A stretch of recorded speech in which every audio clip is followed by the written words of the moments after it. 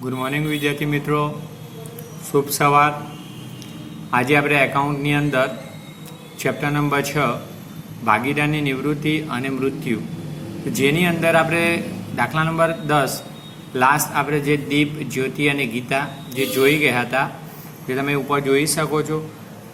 આ દાખલાની અંદર આપણે ખાસ નવી પેઢીની મૂડી જે છઠ્ઠો હવાલો હતો એ બહુ ઇમ્પોર્ટન્ટ હવાલો હતો, અને જે આપણે જોઈ ગયા કે નવી પેઢીની કુલ મૂડી જૂની પેઢીની કુલ મૂડી જેટલી રાખવીને એ પણ નવા નફા નુકસાનના પ્રમાણમાં। આજે એક એવા પ્રકારનો દાખલો છે, દાખલા નંબર 11। આ પણ દાખલો આઈએમપી છે, આની અંદર હવાલા બહુ ઓછા છે। જોઈએ આજે દાખલા નંબર 11।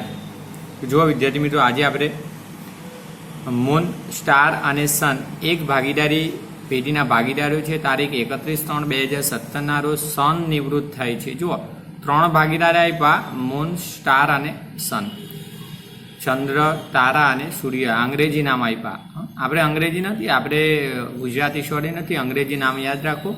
એમાંથી સન નિવૃત્ત થાય ત્રીજો ભાગીદાર। હવે નિવૃત્તિની તારીખ પણ આપી દીધી 31/17।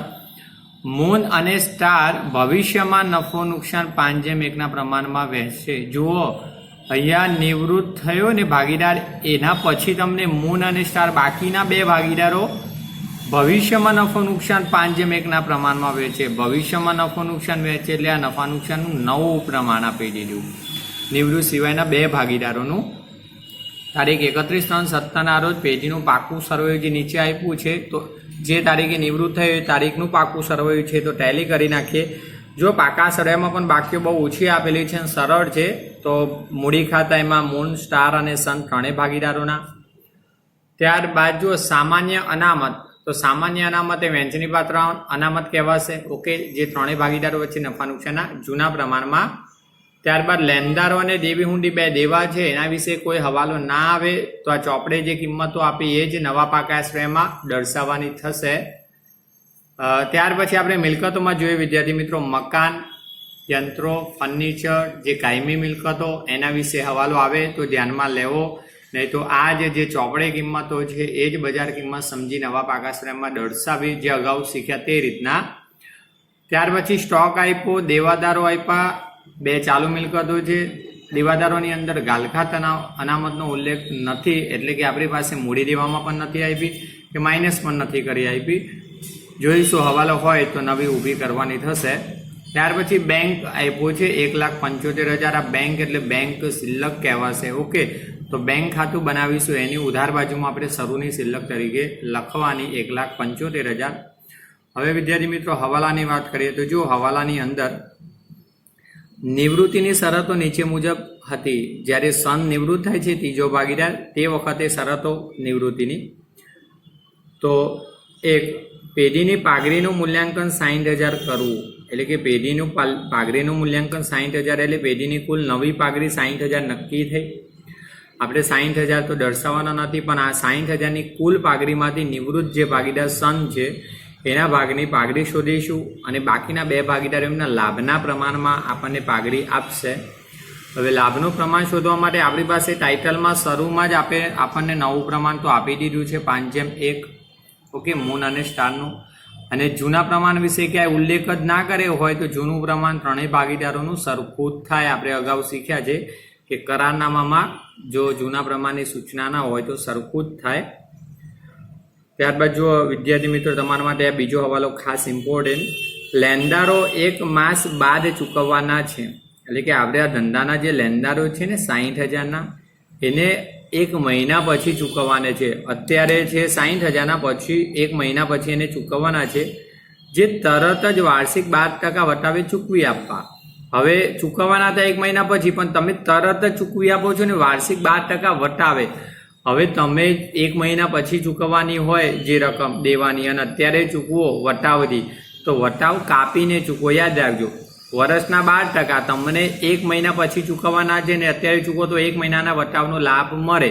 જેમ આપણે હુંડી વટાવતા ને 1 મહિના અગાઉ, 2 મહિના અગાઉ, તો એટલા મહિનાનો વટાવ કાપતા, એ રીતના આપણને વટાવ બાદ મળશે, આપણે વટાવ કાપીને ચૂકવીશું, તો આપણને 12% લે કે 1 મહિનાનો વટાવ જે થશે એ કાપીને આપણે ચૂકવીશું। ચૂકવીએ ત્યારે એની નોંધ થશે, લેણદારો ઉધાર અને રોકડ જાય તો જમા, અને વટાવ આપણને લાભ થશે તો પુનઃમૂલ્યાંકન ખાતે જમા કરીશું. એની ગણતરી બોર્ડ વર્કમાં તમને આ બતાવી દઈશ વિદ્યાર્થી મિત્રો. ઓકે,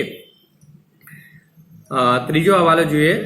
ચોપડે માંડી વારેલ કમ્પ્યુટરની કિંમત 12,000 ગણવી. પહેલાં તો આની નોંધ કરવી પડે. જુઓ, કોઈ પણ મિલકત આપણા ચોપડે એટલે કે પેઢીના ચોપડે એટલે પાકા શ્રેયમાં કોઈ પણ મિલકત માંડી વાળી હોય ને તો નુકસાન ગણેલું હોય, પણ હવે એની કિંમત 12,000 ગણાય ને તો એટલી ચોપડે કિંમત મિલકતની વધે. યાદ રાખજો, માંડી વાળેલ કમ્પ્યુટર એટલે જે કમ્પ્યુટર નુકસાન ગણ્યું હતું એ હવે 12,000 ગણાય એટલે એટલી ચોપડે કિંમત વધે.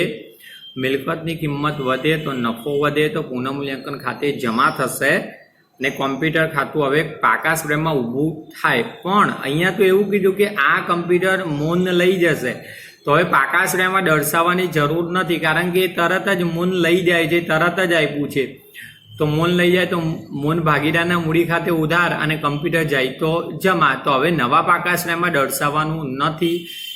એક પુનઃમૂલ્યાંકનમાં અને એક મૂન ભાગીદારના મૂડી ખાતે ઉધાર. એની આમનોંધ પણ બોર્ડ વર્કમાં બતાવી દઈશ. હવે વિદ્યાર્થી મિત્રો છેલ્લો હવાલો છે, 4 જ છે, જોઈ લો. ચોથો હવાલો. સનની નિવૃત્તિ બાદ મૂન અને સ્ટાર તેમની મૂડી નવા નફા નુકસાનના પ્રમાણમાં રાખશે. જોજો, સન નિવૃત્ત થાય ત્યારે જે 2 ભાગીદાર વધે ને, મૂન અને સ્ટાર, તેમની મૂડી, 2 ભાગીદારોની મૂડી એટલે નવી જ મૂડી કહેવાય. યાદ રાખજો, આની નિવૃત્તિ પછી જે મૂડી હોય એ બાકીના 2 ભાગીદારોની નવી મૂડી નવા નફા નુકસાનમાં પ્રમાણમાં રાખવાની થશે. નવું નફા નુકસાનનું પ્રમાણ આપણા દાખલાની ટાઇટલમાં જ આપણને આપી દીધેલું છે, 5:1. ઓકે, તો એ 5:1ના પ્રમાણમાં રાખશે અને તફાવતની રકમ બેંક ખાતે લઈ જવી. તો મેં લાસ્ટ જ્યારે તમને દાખલા નંબર 10 શીખવ્યો ત્યારે પણ કીધું આ રીતના મૂડી નવી રાખવાની થાય, પછી કુલ જૂની મૂડી જેટલી કે જે અગાઉના દાખલામાં હતું આજે આ દાખલામાં નવા પ્રમાણમાં રાખવાની છે. એટલે તમે મૂડી ખાતા બંધ કરશો ને ત્યારે જે તફાવત મળશે બાકી આગળ લઈ ગયા એ તફાવત મૂકી નથી દેવાનો, એ મૂડી ભેગી કરીને એને 5:1ના પ્રમાણમાં જે નવા પ્રમાણમાં વહેંચીને મૂકવાની થશે જે પ્રવેશમાં આવી ગયેલો. અને પછી જે તમને મૂડી ખાતામાં તફાવત મળે બેંક ખાતે લખો. ઉધારમાં પણ મળી શકે ને જમામાં પણ મળી શકે. મેં જેમ કીધું ચાલુ ખાતા ઉધાર કે જમા કોઈ પણ બાજુ મળી શકે. કાં તો તફાવત ચાલુ ખાતે કે તો ચાલુ ખાતા ઊભા કરો અને બેંક ખાતે કે તો બેંક ખાતે તફાવત લખવાનો અને બેંક ખાતામાં અસર આપવાની. ઓકે, તો આ સરળ છે, જોઈ લઈશું બોર્ડ વર્કની અંદર. ઓકે, પણ આ દાખલો આની અંદર તમને મૂડી ખાતાની અંદરથી જ મૂડી શોધીને 5:1ના પ્રમાણમાં એટલે કે નવા પ્રમાણમાં રાખવાની છે. છેલ્લે જરૂરી ખાતા અને નિવૃત્તિ બાદનું પાકું સર્વે તૈયાર કરો. તો વિદ્યાર્થી મિત્રો આપણને ખબર છે જરૂરી ખાતા આપણે 4 ખાતા બનાવીએ છીએ પાકા સર્વે સહિત. એમાં પુનઃમૂલ્યાંકન ખાતું, ભાગીદારોના મૂડી ખાતા, રોકડ બેંક એટલે બેંક ખાતું અને નવું પાકું સર્વે નિવૃત્તિ બાદનું. ઓકે, તો આ 4 ખાતા અને બાકીના હવાલા આપણે બોર્ડ વર્કની અંદર જોઈએ આગળ. ઓકે,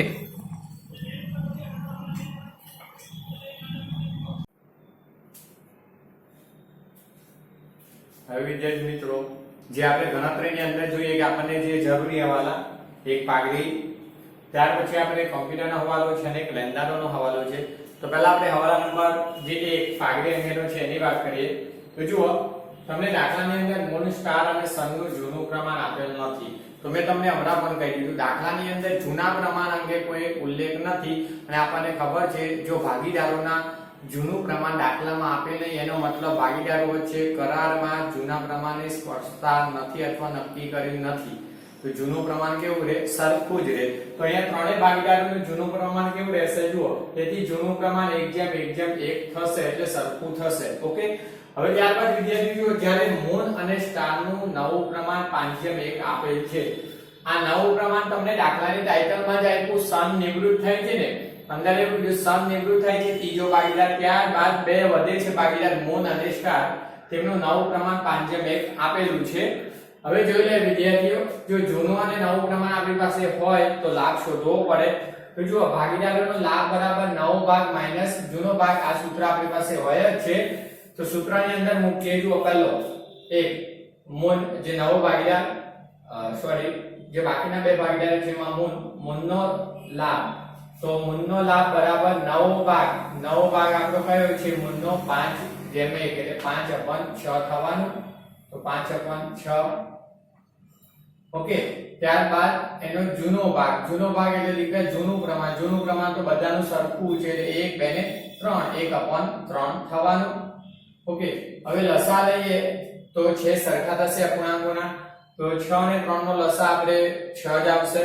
તો મૂકી દઈએ લસા 5/6 જ્યારે 1/3 તો આ 3 ને કેટલા વડે ગુણવા પડશે? 2 વડે ગુણો તો 3 દુ 6 તો ઉપર પણ 2 વડે ગુણવા પડે. છેદને 2 વડે ગુણ્યા હોય તો છેદને જેટલા વડે ગુણો એટલો અંશને ગુણવો પડે. જો 5 એમના એમ અહીંયા 2 એકા 2 અને નીચે 3 દુ 6 અને અહીંયા પણ 6 એટલે કોમન 6 થઈ ગયા. આવી રીતે આપણે જોઈએ કે 5 માંથી 2 જાય એટલે 3 અને નીચે 6 1/2 થઈ શકે અથવા ચોકડી ગુણાકારમાં પણ થઈ શકે છે. પણ 1/2 એટલે પહેલા નીચેના ભાગીદારો મેં આગળ પણ જણાવ્યું છે સ્પષ્ટ. પહેલા બંને ભાગીદારોને જોઈ લેવાનું, પછી તમારે અતિ સંક્ષિપ્ત રૂપમાં જવાનું. મૂળ પછી સ્ટાર છે તો જોઈ લઈએ સ્ટારનો. તો સ્ટારનો લાભ બરાબર એનો દીકરા નવો ભાગ તો 1/6, એનો જૂનો ભાગ તો સ્ટાર એટલે એનો પણ વચ્ચેનો છે તો 1/3 થવાનું. ત્રણેયનું જૂનું પ્રમાણ. હવે અહીંયા પર આપણે જોઈ લઈએ લસા લેવો પડશે 6 અને 3 તો 6 લસા આવશે, અપૂર્ણાંકો છે તો 1/6 એમના એમ. અહીંયા 6 લાવવા માટે 3 ને કેટલા વડે 2 તો ઉપર પણ 2 વડે ગુણવા પડશે. ઓકે, જુઓ અહીંયા 1 એમના એમ -2 એકા 2 2 એકા 2. ઓકે, છેદમાં 6 અને આ 3 દુ 6 થઈ ગયા. હવે જો 1 માંથી જાય 2 તો 1 જ વધે, પણ કેવો માઈનસ વધે કારણ કે અહીંયા -2 મોટા છે તો -1 નીચે 6 તો આ શું કહેવાશે? ત્યાગ. ખાસ આ બાબત તમારા માટે ફરીથી એક વખત આવી કે લાભનું પ્રમાણ ગણતી વખતે ત્યાગ આવે એનો મતલબ આ ભાગીદારને નવા પ્રમાણમાં જે નફો મળ્યો છે એ ઓછો મળે છે એટલે નફો ગુમાવે. નિવૃત્ત ભાગીદાર તો ગુમાવે, એને તો પાઘડી મળે. હવે જે ત્યાગ કરતો હોય ને એને પણ પાઘડી મળે. તો અહીંયા લખી નાખું, અહીં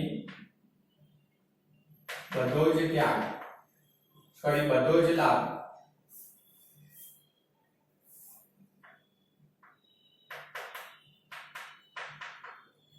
કોને થાય? બધો લાભ મૂળને થાય છે, જેથી નિવૃત્ત ભાગીદાર સન અને નિવૃત્ત ભાગીદાર સન અને સ્ટાર જે ત્યાગ કરનાર છે મળવા પાત્ર પાઘડી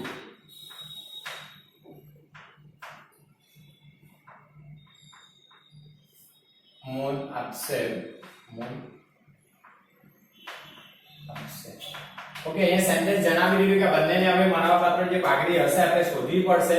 જે કોણ આપી દેશે? ફક્ત મૂળ જેને નફો કર્યો છે. તો આપણે શોધી લઈએ બંનેને. એક નિવૃત્ત ભાગીદારને મળવાપાત્ર પાઘડી શોધી લઈએ. તો જુઓ પાઘડીની ગણતરી એમાં એક સન એટલે કે નિવૃત્ત ભાગીદાર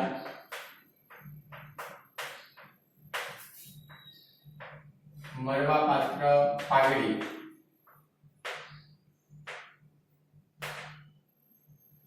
આપણે વિદ્યાર્થી મિત્રો જોઈએ કે સન નિવૃત્ત થાય છે અને નિવૃત્ત ભાગીદારને તો હંમેશા પાઘડી મળે. તો સન નિવૃત્ત ભાગીદારને મળવાપાત્ર પાઘડી તો આપણે જોયું કે કુલ પાઘડીનું મૂલ્યાંકન આપણને દાખલાની અંદર 60000 આપેલું છે. ઓકે, 60000 નું મૂલ્યાંકન હમણાં જ આપણે જોયું. અને એની અંદર નિવૃત્ત ભાગીદારનો ભાગ તો સન નિવૃત્ત થાય તેનો ભાગ જો 1:1 એટલે સન છેલ્લો ભાગીદાર છે તો એનું જૂનું પ્રમાણ 1/3 થવાનું છે. ઓકે, તો 6 ને 3 વડે ભાગો એટલે 2 એટલે 20000 આવવાના. 60000 નો ત્રીજો ભાગ એટલે 20000. ઓકે, તો આ પાઘડી કોને મળવાની છે? સન ને. હવે બીજો ભાગીદાર જોઈ લઈએ. જુઓ નંબર 2 કોણ? તો જે ત્યાગ કરનાર હતો સ્ટાર. ઓકે, સ્ટાર કૌંસમાં ત્યાગ કરનાર ને મળવાપાત્ર પાઘડી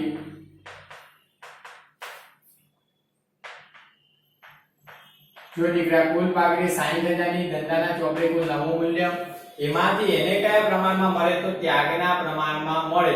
ખાસ આ બાબત ધ્યાનમાં રાખવાની, આગળ મેં વારંવાર ઉલ્લેખ કરેલો છે. તો એનું ત્યાગ એને કેટલો નફો ગુમાવ્યો 1/6 તો 1/6. ઓકે, હવે 6 વડે ભાગો તો 60,000 નો છઠ્ઠો ભાગ એટલે 10,000 જ થાય.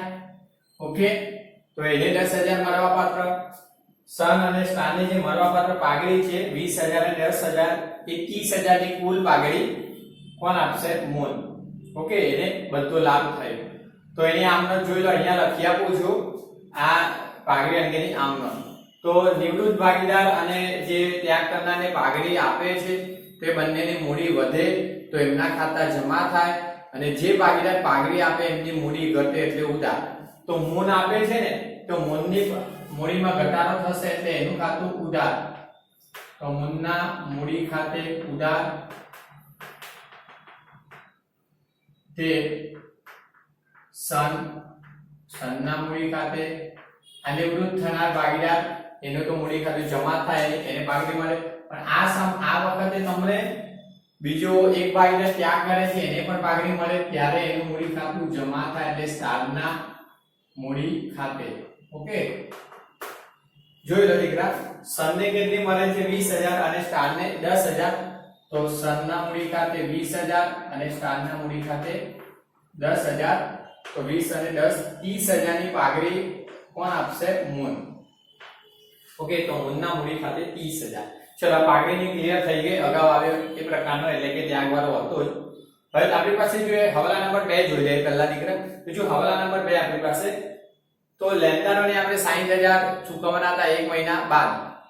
ઓકે, જે તરત જ આપણે 12% વાર્ષિક વટાવે ચૂકવ્યા. હવે કોઈ પણ દેવું તમારે 1 મહિના પછી ચૂકવવાનું હોય ને હાલમાં ચૂકવી દો તો તમને 1 મહિનાના વટાવનો શું થાય? લાભ મળે એટલા ઓછા ચૂકવવા પડે. ઓકે, તો આ વ્યવહારની અંદર પણ એવું જો લેણદારોને 1 માસ, અહીંયા 1 માસ બાદ ચૂકવવાની રકમ તરત જ ચૂકવી આપતા હોવાથી વાર્ષિક 12% એટલે કે 1 માસના વટાવનો લાભ આપણને મળશે. અહીંયા વાર્ષિક ટકાવારી છે 12 મહિનાના 12%. આપણે 1 મહિના અગાઉ ચૂકવીએ છે એડવાન્સ, 1 મહિના પહેલા 1 મહિનાનો લાભ મળે. તો જો આપણને મળવાપાત્ર વટાવ, તો લેણદારોની કુલ ચૂકવવાપાત્ર રકમ આપણે જો મૂડી દેવામાં લેણદારો 60,000 હતા ઇન્ટુ 12% છે ગુણ્યા 12% ઇન્ટુ 1/12 એટલે કે 1/12 માસ. કારણ કે 12 માસમાંથી 1 માસનો લાભ મળે. જો તમને એમ કીધું કે લેણદારો 3 મહિના પછી ચૂકવવાના હતા અને હાલ ચૂકવો તો અહીંયા 3/12 લેવાના. ઓકે, એ તમને આપણે 12માં આવ્યા હવે. ઓકે, 3/12 2 મહિના અગાઉનો વટાવ હોય તો 2/12. ઓકે, તો જો 60,000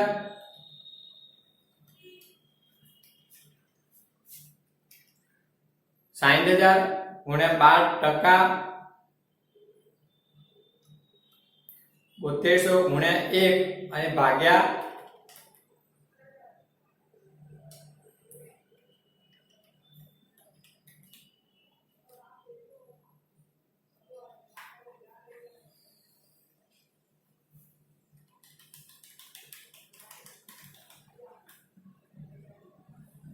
ઓકે 7200 ભાગ્યા 12 તો 12 72 એટલે 600 રૂપિયા આવશે. કેલ્સી પર જોઈ લેજો તમે.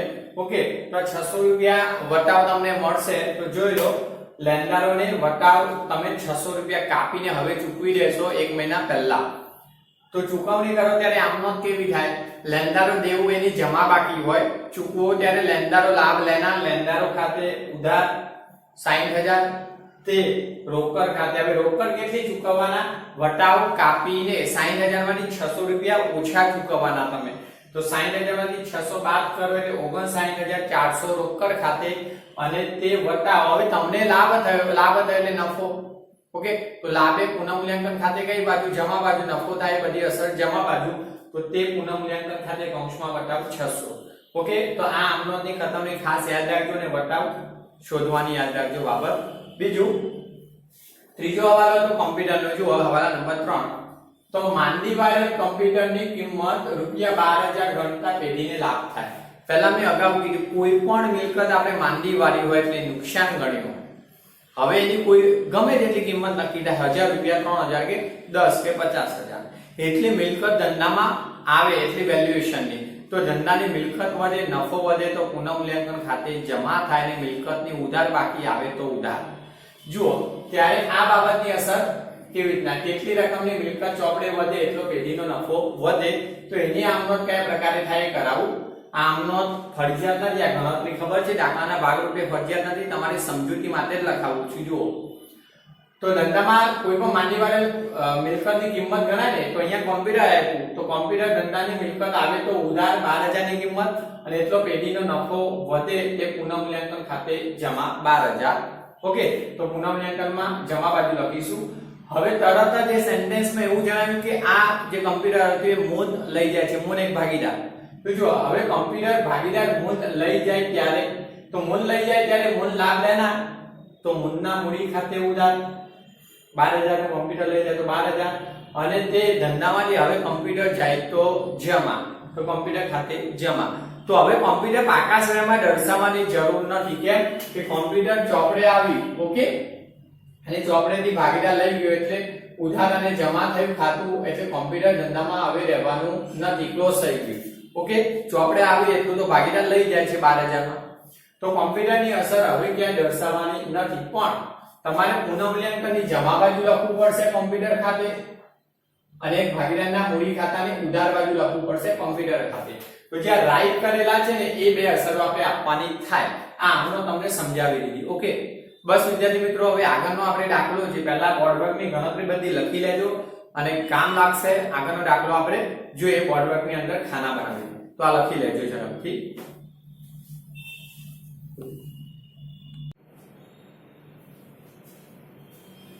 હવે વિદ્યાર્થી મિત્રો આપણે જોઈએ કે જે જરૂરી ખાતા હતા એમાં આપણે દાખલા નંબર 11 મૂળ, સ્ટાર અને સન, એમાંથી સન નિવૃત્ત થાય છે, તો જરૂરી ખાતામાં પુનઃમૂલ્યાંકન ખાતું. સેકન્ડ નંબર, બીજા નંબરમાં આપણે ભાગીદારોના મૂડી ખાતા, એમાં મૂળ, સ્ટાર અને સન. હવે ત્રીજો છે ભાગીદાર નિવૃત્ત થતો, અને ત્રીજા નંબરમાં બેંક ખાતું. બેંક સ્લેશ રોકડ નથી બનાવ્યું કારણ કે કોઈ હવાલો આપણે રોકડ ખાતે છે ને, એટલે બેંક ખાતું. ત્યારબાદ નવું પાકું સરવૈયું, તો 31/3/2017 ના રોજ નિવૃત્ત થાય છે સન, તો એ તારીખનું નિવૃત્તિ બાદનું અથવા નવું પાકું સરવૈયું. તો હવે વિદ્યાર્થી મિત્રો આપણે જરૂરી ખાતા બનાવીએ અને ખાતાની બાકીઓ લખીએ છીએ. તો એ શરૂઆત કરીએ દાખલાની. તો જુઓ ચોપડીની અંદર દાખલા નંબર 11,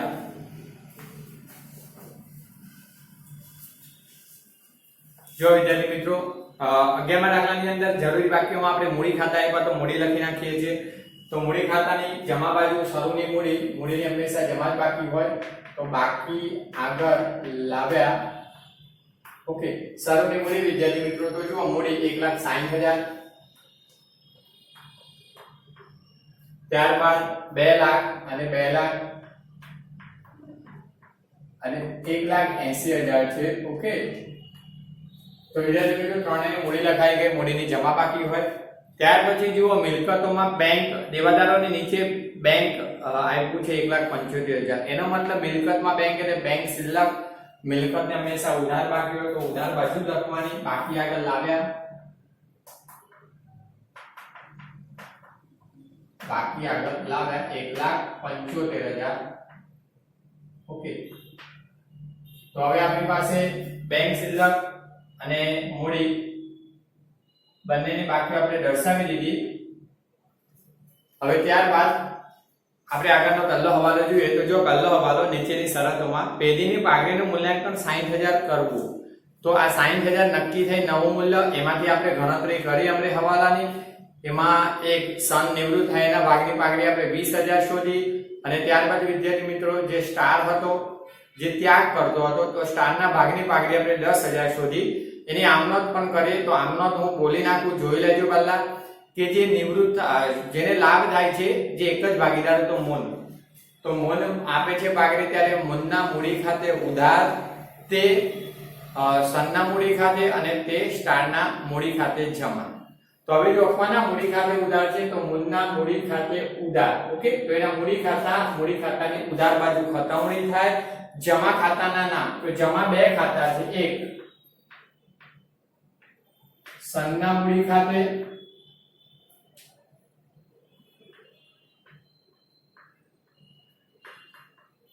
ને બીજું સ્ટારના મૂડી ખાતે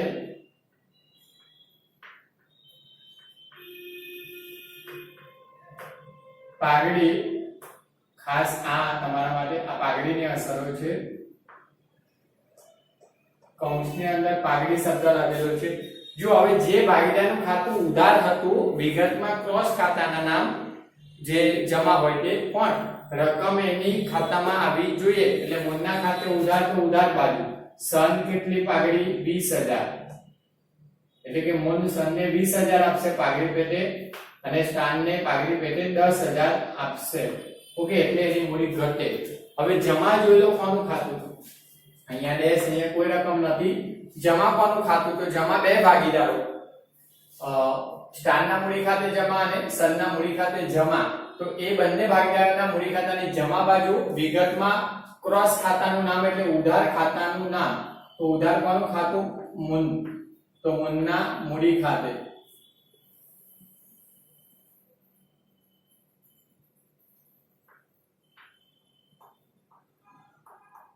કૌંસમાં પાઘડી, ઓકે, પાઘડી શબ્દ છે। હવે દીકરા મૂળના મૂડી જમા છે એ ભાગીદારોની લખવાની છે મૂડી, તો અહીંયા જમા બે, સ્ટારની મૂડી 10000 એટલે કે સ્ટાર 10000 એને મળશે અને સનને કેટલી પાઘડી પેટે 20000 મળશે, જે આપણે અહીંયા જોયું કે મૂળ આપે છે તે એમને મળે। બંને ખાતે ખતાવણી થઈ ગઈ છે। તો ચલો આ પાઘડીનો હવાલો ક્લિયર થઈ ગયો। ત્યાર પછી જો વિદ્યાર્થી મિત્રો હવાલા નંબર 2, લેન્ડરોને એક માસ બાદ ચૂકવવાના છે જે તરત જ વાર્ષિક 12% વટાવે ચૂકવી આપ્યું, તો લેન્ડરોને 1 મહિના પછી ચૂકવવાના હતા, જે હાલમાં ચૂકવી આપો છો, 1 મહિના પહેલા ચૂકવો છો અત્યારે। ઓકે, તો 12% વાર્ષિક વટાવનો 1 માસનો તમને વટાવનો લાભ મળે, વટાવ બાદ ચૂકવ્યા। તો જો લેન્ડરો 60000 ના હતા અને આપણે ગણતરીમાં જોયું કે 60000 ના લેણદારો પર 12% લેકે 1 માસનો વટાવો આપણે 600 રૂપિયા જો એ બાદ કરીને ચૂકવીએ તો એની ખતવણી કરું આમનો પણ લખાવી। લેણદારો ખાતે ઉધાર એટલે ચોપડેથી લેણદારો હવે દર્શાવવાના નથી, ચૂકવીએ છે। હવે રોકડ જાય તો જમા લખ્યું છે, રોકડ જાય તો જમા, રોકડ ખાતે લખ્યું દીકરા ત્યાં રોકડ સ્લેશ બેંક લખી લો અથવા બેંક ખાતે લખો, તો અહીંયા સ્લેશ રોકડ ખાતું લખી નાખ્યું, સ્લેશ રોકડ ખાતું। ઓકે, એટલે સંયુક્ત રહેશે, ખાતું બનાવી શકાય। તો જો રોકડ ખાતે જમા, તો એની જમા બાજુ ઉધાર ખાતાનું નામ એટલે લેણદારો ખાતે, લેણદારોને ચૂકવો તો હવે તમે 60000 ના લેણદારોમાંથી 600 રૂપિયા બાદ કરીને ચૂકવો તો 59400 રૂપિયા તમે ચૂકવો છો લેણદારોને। ઓકે, 600 રૂપિયા વટાવ બાદ। બીજું જો તે રોકડ ખાતે ને તે પુનઃમૂલ્યાંકન ખાતે જમા વટાવ, જે તમે 600 રૂપિયા કાપીને ચૂકવ્યા એટલો તમને ઓછું દેવું ચૂકવ્યું, દેવું ઘટ્યું એટલું અથવા તમને વટાવનો લાભ મળ્યો, દેવું ઘટે અથવા વટાવનો લાભ મળે તો નફો વધે તો પુનઃમૂલ્યાંકન ખાતે જમા। તો ત્યાં લખીશું લેણદારો ખાતે જે ઉધાર હતું ને ખાતું લેણદારોનું, કેટલું દેવું ઘટ્યું, જેટલો વટાવ કાપે એટલું દેવું ઘટ્યું એમ, અથવા શબ્દ કૌંસમાં વટાવ લખી રાખ્યું 600 રૂપિયા। ઓકે, 600 રૂપિયા વટાવ, બરાબર। હવે જોઈએ વિદ્યાર્થી મિત્રો આપણે આ હવાલાની બે અસર થઈ, એક રોકડ જાય તો જમા અને એક બીજું લેણદારો ખાતે। ત્યાર પછી જોઈએ વિદ્યાર્થી મિત્રો ત્રીજો હવાલો જુઓ કે ચોપડે માંડી વાળેલ કમ્પ્યુટરની કિંમત 12000 ગણવી અને તરત જ કમ્પ્યુટર મૂંઝ લઈ જશે। હવે મેં તમને અગાઉ કીધું કે કોઈ પણ મિલકત માંડી વાળો અને જો એની કિંમત નવી હવે નક્કી થાય એટલી મિલકત ચોપડે આવે, વધે, મિલકત વધે, નફો વધે તો પુનઃમૂલ્યાંકન ખાતે જમા। તો એક આમનો પહેલી કરાવી જો કમ્પ્યુટર આવે તો ઉધાર અને પુનઃમૂલ્યાંકન ખાતે જમા, મિલકત જેટલી વધી એટલી પુનઃમૂલ્યાંકન ખાતે જમા। તો જો પુનઃમૂલ્યાંકન ખાતાની જમા બાજુ કમ્પ્યુટર ખાતે 12000 ની મિલકત ચોપડે આવી 12000। ઓકે, અને બીજી અસર અહીંયા લખાય કમ્પ્યુટર મિલકતમાં 12000, બસ આટલો હવાલો હોય તો। પણ તરત જ શું કીધું કે જે મૂન લઈ જાય છે આ કિંમતે, મૂન ભાગીદાર લઈ જાય ત્યારે બીજી આમ નોંધ કરાવી જોઈ લો ગણતરીમાં, મૂન લઈ જાય ત્યારે મૂનના મૂડી ખાતે ઉધાર, ભાગીદાર લાભ લેનાર તો લેનાર ભાગીદાર ખાતે ઉધાર એટલે મૂનના મૂડી ખાતે ઉધાર, તે કમ્પ્યુટર જાય તો જમા। ઓકે, તો અહીંયા મૂનના મૂડી ખાતે ઉધાર, મિલકતનું નામ કમ્પ્યુટર ખાતે કેટલી કિંમતનું? તો 12000 ની કિંમતનું લઈ જાય તો મોલ પહેલો જ ભાગીદાર, તો એના મૂડી ખાતે ઉધાર 12000. ઓકે, જે કિંમતની કોમ્પ્યુટર લઈ જાય તે. હવે દીકરા કોમ્પ્યુટર જાય તો જમા. જો અહીંયા તમે 12000 ની કિંમત દર્શાવી હોય તો માઈનસ ઘટાડો 12000 ચોકડે 0. એટલે હવે કોમ્પ્યુટર દર્શાવવાની જરૂર નથી. મેં આમમાં ચોકડી બનાવી દીધી. કોમ્પ્યુટરની અસર કોઈ બતાવવાની જરૂર નથી. જો ભાગીદાર લઈ જતો ન હોય તો જે કિંમત ઉપજી એટલી કિંમત દર્શાવવી પડે, ત્યારે દર્શાવવી પડે. ઓકે, હવે જોઈએ વિદ્યાર્થી મિત્રો ચોથો હવાલો. સનની નિવૃત્તિ બાદ મૂન અને સ્ટાર તેમની મૂડી નવા નફા નુકસાનના પ્રમાણમાં રાખશે અને તફાવતની રકમ બેંક ખાતે લઈ જવી. તો તમારે વિદ્યાર્થી મિત્રો આ હવાલો ક્યારે થાય કે જ્યારે હવે તમને એવું તો નથી કીધું કે જે જૂની મૂડી હતી એ જ મૂડી નવી મૂડી તરીકે નવા પ્રમાણમાં રાખવી, એવું નથી આવ્યું.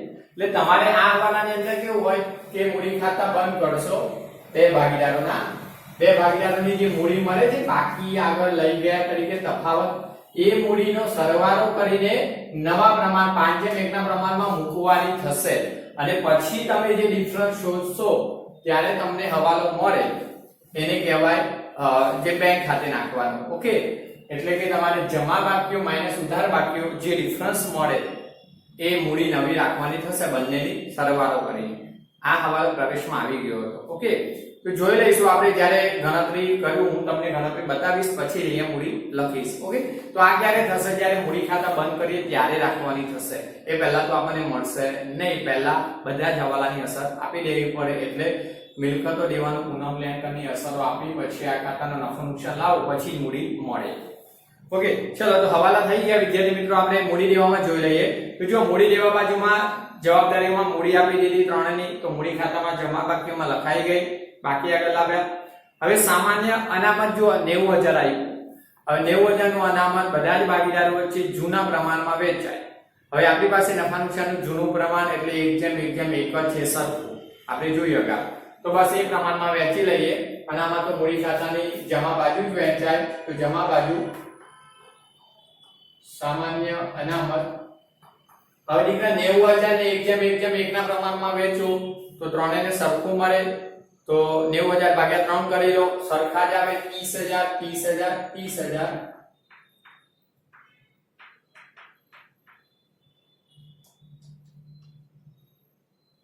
આવા સામાન્ય હવાલામાં તમારે કેલ્સીની જરૂર સામાન્ય રીતે ના પડે. ઓકે, ચલો અનામત પછીનો હવાલો આગળ જોઈએ. તો લેણદારો દીકરા 60000 ના જે ચૂકવાઈ ગયા એની અસર આપી. ચૂકવાઈ ગયા એટલે ચોપડે દર્શાવવાના નથી, રોકડ જાય તો જમા અને જેટલી ઓછી રકમની ચૂકવે એટલો નફો વધ્યો વટાવ તરીકે તે લખી દીધું. દેવી હુંડી દીકરા, દેવી હુંડી જો 10000 ને આપી. હવે દેવી હુંડી વિશે કોઈ સૂચના નથી તો એની એ જ કિંમત ચોપડે કિંમત તરીકે દર્શાવવાની દેવાની. તો દેવી હુંડી કેટલી છે? 10000. ત્યારબાદ જોઈએ વિદ્યાર્થી મિત્રો મિલકતોમાં આવે. મિલકતોમાં આપણી પાસે પહેલું મકાન 2,40,000. સામાન્ય રીતે મિલકતનો કોઈ હવાલો આવ્યો જ નથી એટલે લગભગ બધી જ મિલકતો છે. જોઈએ, ચલો મકાન જોઈએ. મકાન 2,40,000, તો એના એ જ કિંમતે દર્શાવી દેવાનું મકાન 2,40,000. ત્યારબાદ વિદ્યાર્થી મિત્રો જુઓ યંત્રો 1,30,000, તો અહીંયા લખી દઈએ યંત્રો 1,30,000. ઓકે, ત્યાર પછી આપણી પાસે ફર્નિચર 80,000. આનો પણ કોઈ હવાલો નથી તો ફર્નિચર.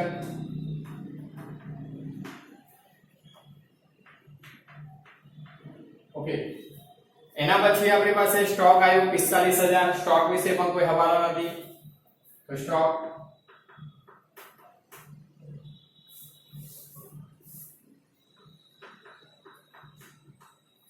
સ્ટોકની કિંમત 45,000.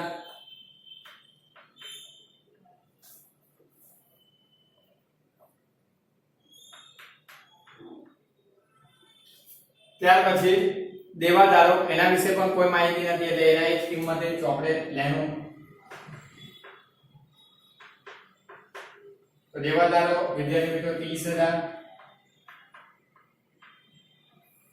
ત્યાર પછી બેંક શિલ્લક, તો બેંક શિલ્લક આપણે દર્શાવી દીધી 1,75,000. જો આ પ્રકારનો દાખલો આવે તો બહુ સરળ છે, એટલે કે આ એન્ટ્રી બેઠી મૂકવાની, તો એ 6 એન્ટ્રી તો એમ જ થઈ ગઈ.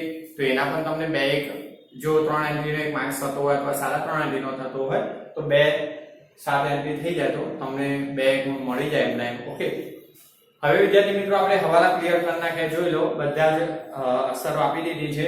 તો હવે આપણે ખાતું ક્લોઝ કરી નાખીએ છીએ. તો પહેલું પૂનમલેખન ખાતું ક્લોઝ કરીએ. અહીંયા તો 2 જ અસરો દેખાય છે. ઓકે, તો કઈ નહીં, આપણે 2 અસરો હોય તો 2 અસરો પણ આપી તો પડશે, એની નોંધ કરી નાખીએ. તો જો અહીંયા વિદ્યાર્થી મિત્રો તમારો જમા બાજુનો સરવાળો વધારે છે, જમાનો સરવાળો વધુ એટલે આપણે ખબર છે નફો કહેવાય. તો લખી નાખીએ 12600. એ જે સરવાળો ઉધારમાં મૂકી નાખવાનો 12600. જમાનો સરવાળો વધુ એટલે જમા બાકી, અને પુનઃમૂલ્યાંકન ખાતાની જમા બાકી એટલે નફો કહેવાય. ઓકે, તો આ પુનઃમૂલ્યાંકન ખાતાનો નફો છે એ તફાવત આવશે 12600.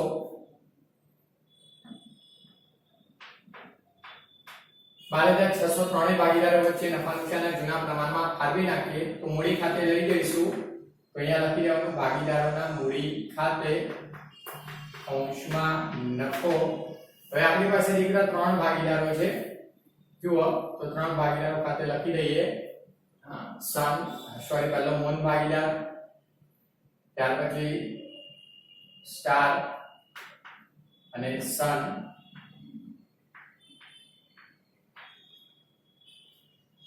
₹12,600 ની રકમ આપણે 1:1 જૂનું પ્રમાણ આપણી પાસે સરખું છે એટલે મેં અહીંયા લખ્યું નથી, એટલે 1:1.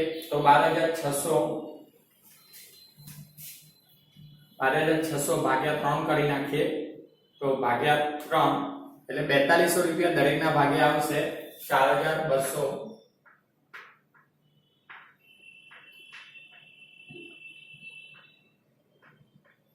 હવે વિદ્યાર્થી મિત્રો નફાની વહેંચણી થઈ ગઈ. પુનઃમૂલ્યાંકન ખાતું ક્લોઝ થઈ ગયું. અહીંયા કઈ બાજુ તફાવત છે? ઉધાર બાજુ. તો પુનઃમૂલ્યાંકન ખાતે ઉધાર હોય તો મૂડી ખાતાની જમા બાજુ આપણે અગાઉ આપતા તે રીતના લખી નાખીશું. પુનઃમૂલ્યાંકન ખાતે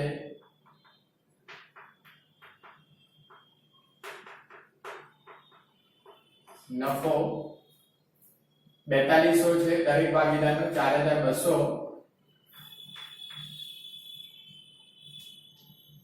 તો આ નફો પણ લખાઈ ગયો મૂડી ખાતાની જમા બાજુ. બસ હવે વિદ્યાર્થી મિત્રો આપણી પાસે ક્રમે બીજું ખાતું આવે છે.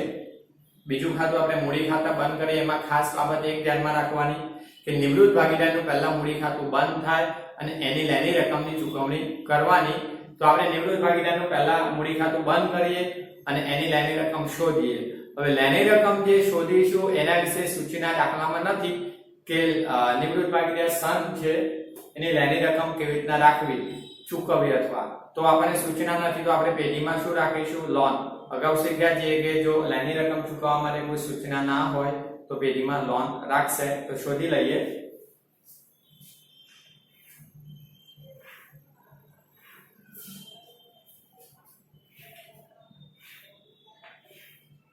ઓકે, જો સન નિવૃત્ત થાય તો અહીંયા જમા બાજુ જ અસરો છે, ઉધારમાં કોઈ અસર નથી. જમા બાજુનો સરવાળો જોઈએ 1,80,000 ને 20,000 એટલે 2 લાખ, 2,30,000 અને 2,30,000 અને 4200 એટલે 2,34,200.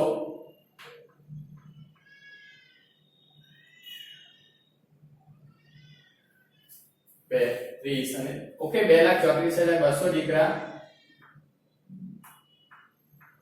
એ જ સરવાળો જમાનો મૂકી દેવાનો છે અને તફાવત પણ આ જ રકમ મળશે 2,34,200.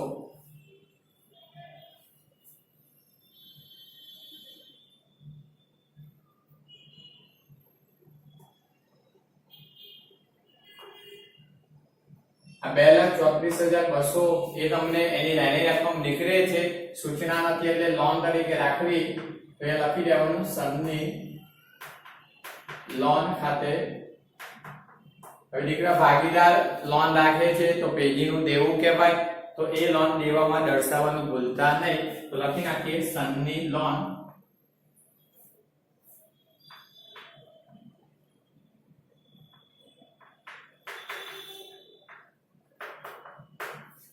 ₹2,34,200. હવે વિદ્યાર્થી મિત્રો આ લોન દર્શાવી દીધી. ત્યાર પછીનો હવાલો જોઈએ. બાકીના બે ભાગીદારો છે એમની મૂડીનો હવાલો છે. તો હવે મૂડી ખાતા ક્લોઝ કરીએ છીએ અને મૂડી શોધવાની છે. હવે મૂડી મારે અહીંયા લખવાની નથી દીકરા, એટલે હું સરવાળો ત્યારે જ લખી શકું કે બંનેનો સરવાળો તફાવત એટલે જમાનો સરવાળો માઈનસ ઉધારનો એ મૂડી નવા પ્રમાણ 5:1 ના પ્રમાણમાં રાખવાની છે અને પછી જે ટોટલ આવશે રાખ્યા બાદ એ ટોટલ લખવાનું થશે. એટલે હું આ હવાલાની ગણતરી કરાવું છું. તો ગણતરી માટે મને જગ્યા જોઈએ એટલે ખાસ યાદ રાખો આ પુનઃમૂલ્યાંકન ખાતું તમે લખી લો. આ ખાલી એકલું પુનઃમૂલ્યાંકન ખાતું લખી લો. આ અહીંયા રહેવા દઈશ કારણ કે હવાલાની અસર આપવાની છે અને અહીંયા ગણતરી બતાવી દઉં છું. ઓકે, તો હાલ જ આ પુનઃમૂલ્યાંકન ખાતાની ગણતરી લખી દો. આ બંધ થઈ ગયું તો ત્યાં ગણતરી કરાવી દો. ઓકે,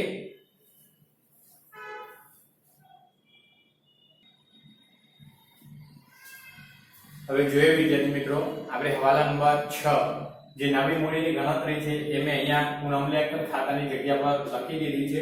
તો કેવી રીતના શોધવાની એ જોઈ લો. તો હવાલા નંબર 4 છે વિગત, એમાં બે ભાગીદારના નામ લખ્યા. આ ગણતરી તમારી ખાલી એ પ્રેક્ટિસ માટે છે, તમને આવડે એટલા માટે કરી છે. આવી ગણતરી એક્ઝામમાં બતાવવાની જરૂર નથી. કેલ્સી પર પણ સીધી શોધી શકાય કુલ મૂડી. ઓકે, પણ જો બતાવું કેવી રીતના આવશે તો વિગત, મૂળ અને સ્ટાર. હવે મૂડી ખાતાની જમા બાજુનો સરવાળો અને માઈનસ મૂડી ખાતાની ઉધાર બાજુનો સરવાળો, તો ડિફરન્સ મળશે. તો જોઈએ, કારણ કે અહીંયા જમાનો વધુ છે એટલે જમાનો મેં મૂકી દઉં છું. જોઈ લો. તો પહેલો મૂળ, એના મૂડી ખાતાનો જમાનો સરવાળો જુઓ 1,60,000, 30,000 એટલે 1,90,000 અને 4,200 એટલે 1,94,200. ઓકે, એ મૂળ ભાગીદારનો લખી દીધો. ત્યાર પછી વિદ્યાર્થી મિત્રો જુઓ સ્ટાર, તો 2,00,000, 2,10,000 અને 30, 2,40,000 અને 4200 એટલે 2,44,200. ઓકે, તો જમાનો સરવાળો લખી દીધો. અને માઈનસ ઉધાર બાજુનો સરવાળો ઓછો જ હતો એટલે જુઓ, તો એમાં પહેલા મૂળ જોઈએ ઉધાર બાજુનો. તો જો મૂડી ખાતાની ઉધાર બાજુનો સરવાળો માઈનસ કરી લઈએ તો જે આખરની મૂડી મળે. જુઓ, તો મૂળ 20, 10, 30,000 અને 12, તો 20,000, 30 ને 40,000 અને 42,000. ઓકે, 42, તો આ 42,000. હવે સ્ટારમાં તો ઉધાર બાજુ કોઈ અસર નથી એટલે આપણે ડેશ મૂકી દઈએ. ઓકે, હવે બાદ કરીને તફાવત મેળવો કુલ મૂડી. તો 1,94,200 માઈનસ 42,000 એટલે 1,52,200. 1,52,200. ઓકે, અને આ તો એના એ 2,44,200. હવે બંનેની જે કુલ મૂડી છે એને નવા પ્રમાણમાં રાખવાની છે. તો જો નફા નુકસાનનું નવું પ્રમાણ 5:1 આપણને આપેલ છે દાખલાની ટાઇટલમાં, મૂળ અને સ્ટારનું. તો હવે આપણે આ બંનેની મૂડી જગ્યા નથી એટલે મેં બંનેનો સરવાળો કરીને કુલ મૂડી લખી નથી, સરવાળો કરી દઉં. જુઓ 1,52,000 પ્લસ 2,44,200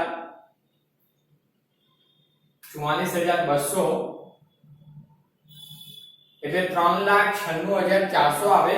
તો જો આ તમારે સરવાળો લખી દેવાનો, કુલ મૂડી ભેગી કરી લેવાની 3,96,400. ઓકે, આ કુલ મૂડી. તો મૂળની નવી મૂડી એમાં 3 લાખ, આ બંનેની મૂડીનો સરવાળો 3,96,400, એમાંથી એનો ભાગ નવું પ્રમાણ તો 5/6. ઓકે, 5 જેમ આપણે જોયું હતું કે નવું પ્રમાણ આપણી પાસે 5:1 એટલે મૂળ અને સ્ટાર. તો મૂળ પહેલો 5/6 into 5 divided 6 એટલે 5 ભાગ્યા 6, તો 3,30,333.33 એટલે 0.33 છે. બિલો 5 એટલે 5 નીચે છે પોઈન્ટ એટલે આપણે ધ્યાનમાં લેતા નથી. તો આપણે લખી દઈશું 3,30,333. ઓકે, આ યાદ રાખજો.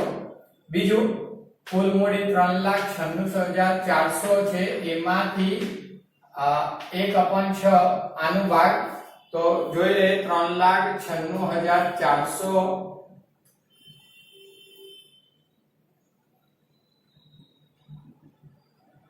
એક તો કરવાની જરૂર નથી, ભાગે 6 કરી લઉં છું. તો 66,066.66 આપ્યા છે એટલે આપણે રાઉન્ડ અપ કરીશું 1.5 અપ કરીશું એટલે 7 કરી નાખીશું તો સ્ટારની મૂડી 66,067 લઈ નાખીએ છીએ ઓકે પોઈન્ટ અપ એટલે આપણો રાઉન્ડ અપ રહેશે ઓકે દીકરા પોઈન્ટ માં આવી શકે યાદ રાખજો હવે આ મૂડી આપણે લખવાની થાય આ નવી મૂડી નવા પ્રમાણમાં રાખી તો લખી નાખીએ અહીંયા બાકી આગળ લઈ ગયા જે નવી મૂડી લખી નાખીશું મૂન તો મૂનની 3,30,333 3,30,333 અને સ્ટાર 66,067 આ ખાસ ઓકે અને એ જ મૂડી આપણે અહીંયા નવી મૂડી તો એ પણ લખી નાખું નવી મૂડી જે તમે આ બાકી આગળ લઈ ગયા તરીકે અહીંયા લાવો છો તે મૂન અને સ્ટાર બીજો 3,30,333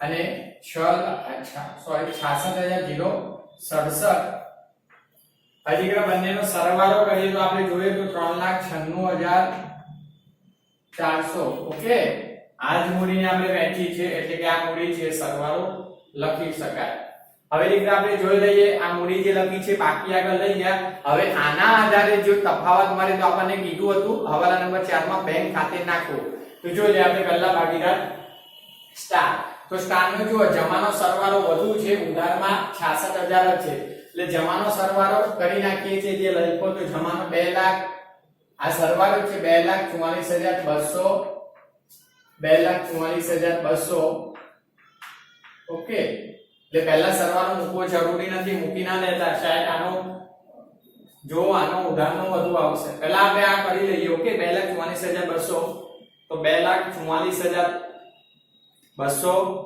માઈનસ 66,067 66,067 એટલે દીકરા 1,78,133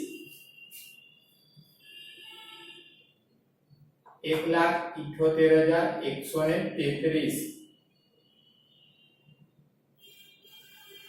ખાસ જગ્યા જોઈ લો 1,78,133 હવે આ હવાલા ક્યાં નાખવાના કીધા હતા બેંક ખાતે ઓકે તો આ વધારાની મૂડી વધુ છે જમાનો સરવાળો વધુ એટલે વધારાની રકમ લઈ જશે ઓકે 1,78,133 બેંક ખાતે એની અસર લખું જો મૂડી ખાતે ઉધાર તો બેંક ખાતે જમા મૂડી ખાતાની ઉધાર બાજુ સ્ટારના અને તો બેંક સિલક ઘટી જાય તો જમા તો લખી નાખવાનું સ્ટારના મૂડી ખાતે 1,78,133 ઓકે હવે બીજું આનું ખાતું ક્લોઝ કરીએ અહીંયા મોટી અસર છે 3,30,333 તો આ સહિતની જ રકમ લેવાની જો 3,30,333 પ્લસ 20 30 ને 40 42,000 પ્લસ 42,000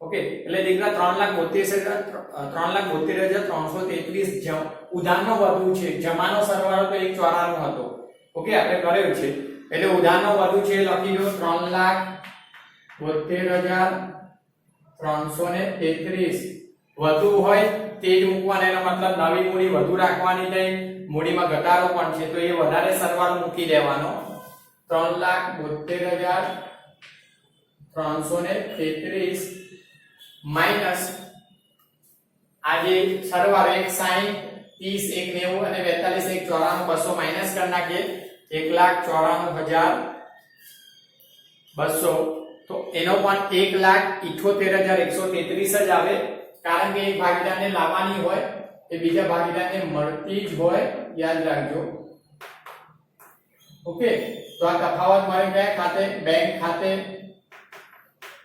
જો આ ભાગીદાર એની મૂડીમાં ઘટાડો એ વધુ રાખવાની છે મૂડી તો ખૂટે છે મૂડી તો એ લાવશે અને આને વધારાની મૂડી છે એટલે લઈ જશે ઓકે આ ખાલી જાણકારી માટે આમ લાવે તો જો અહીંયા જમા છે લાવે તો બેંક ખાતે ઉધાર ક્રોસ અસર હવે ઉધાર બાજુ તો કયો ભાગીદાર છે મૂન તો મૂનના મૂડી ખાતે કેટલી અસર 1,78,133 ઓકે આ ભાગીદાર લઈ જાય એટલે જમા, આ લાવે છે એટલે ઉધાર, ક્રોસ અસર આપવાની. હવે દીકરા આપણી પાસે આ બંધ થઈ ગઈ, નવી મૂડી તો લખી દીધી છે ઓલરેડી શોધીને. હવે આ તફાવત વાળી રકમમાંથી એ પણ અસર અપાઈ ગઈ. તો હવે આપણે બેંક ખાતું બંધ કરીએ. તો બેંક ખાતાનો જોઈએ સરવાળો 1,78,133 પ્લસ 1,75,000 એ તમારી બેંક સિલક સરોની, એટલે 3,53,133. ઓકે, એ સરવાળો મૂકી દેવાનો 3,53,133 માઈનસ 1,78,133 અને માઈનસ 59,400. ઓકે, 59,000 એટલે 1,15,600.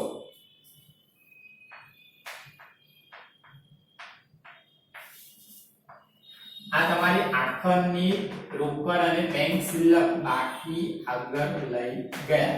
ઓકે, આ આખરની સિલક ક્યાં દર્શાવો? મિલકતમાં. તો બેંક સ્લેશ રોકડ સિલક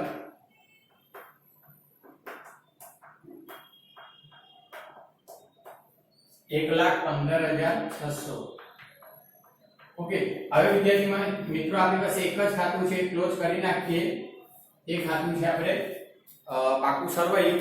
તો જોઈ લે પાકા સરવૈયામાં 3,96,400 મૂડી લેવા બાજુ પ્લસ 10,000 અને પ્લસ 2,34,200 6,40,600.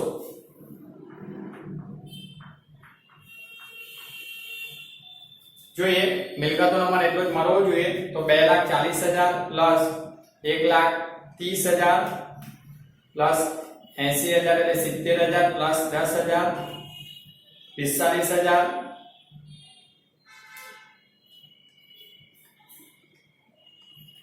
પ્લસ 30,000 અને 1,15,600 એટલે 6,40,600. ઓકે,